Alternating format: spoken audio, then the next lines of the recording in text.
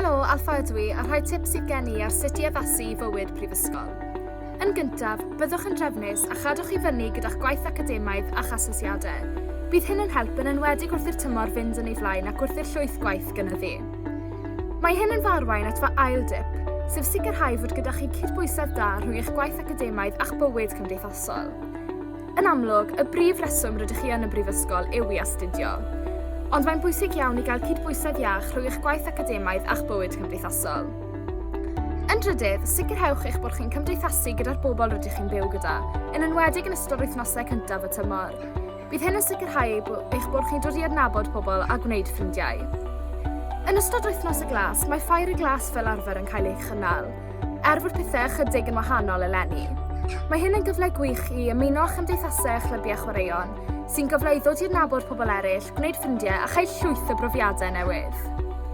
Yn bumed, manteisiwch ar y cyfle i ddarganfod y ddinas yn ystod wythnos y glas ac wythnosau cyntaf y tymor, cyn i'r llwyth gwaith gynyddu'n ormodol. Mae llwyth o atyniadau ac ardaloedd hyfryd yn Abertawe, nid Stryd y Gwynt yn unig, cofiwch. Mae dod i adnabod y ddinas yn sicrhau eich bod chi'n mynd i deimlo'n fwy cartrefol yma hefyd. Ac yn olaf, tip bach fwy cyffredinol efallai, sef i fachu ar bob cyfle a ddaw, ond yn amlwg, peidiwch â'i gorwneud hi.